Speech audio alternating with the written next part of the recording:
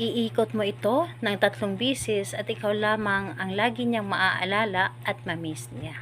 Hello mga guys, kumusta kayo? Panibagong araw, panibagong video na naman tayo. And sa araw na ito ay isa na namang video ang aking tuturo sa inyo na simpleng gabay o simpleng pamamaraan na makakatulong sa atin. At bago ang lahat, gusto ko lang mag-disclaimer sa mga taong hindi naniniwala at hindi gusto ang mga kagaya nitong video. Please skip this video and maghanap kayo ng videos na gustong gusto nyo dahil ang video na ito ay para lamang ito sa mga taong naniniwala and gusto mag-try.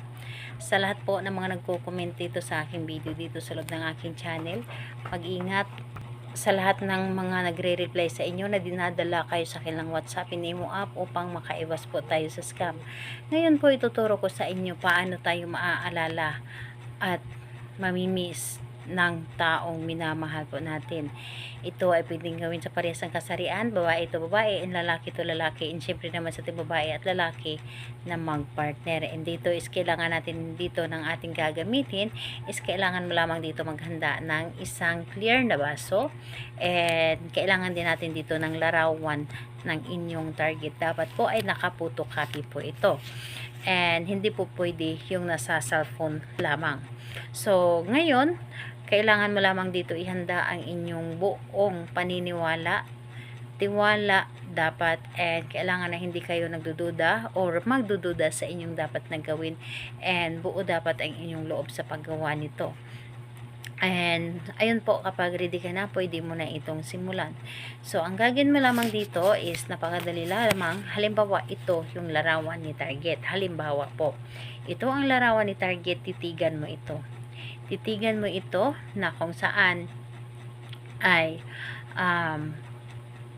kausapin mo siya na ako lamang ang lagi mong maaalala at hanap-hanapin at lagi mo akong mamimiss. So ayun po, kapag natitigan mo na ito at kinakausap, ilagay mo ito sa mesa. Ilagay mo sa mesa ang larawan na ito at takloban ito ng baso.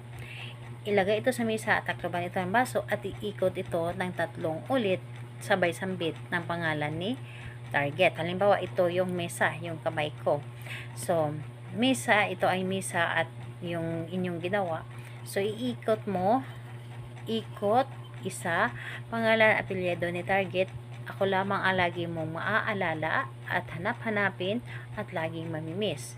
Ikot pangalawa, ako lamang ang lagi mong maaalala, hanap-hanapin at laging mamimiss. Hanggang 3 ikot, ganun pa rin. Ako lamang ang lagi mong maaalala at hanap-hanapin at lagi mo akong mamimiss. So, ang baso na ito, panatilihing nakataob at pwede mo siyang ilagay sa ibabaw ng ref, ibabaw ng Durabox, and mas maganda sa safety na lugar na hindi ito makikita at hindi magagalaw ng mga kasamahan ninyo sa bahay. So hayaan ninyo ito, hindi matatapos ang araw na ito, siya po ay kukunta kaagad sa inyo, and mararamdaman ninyo kung gaano ka-importante sa buhay niya.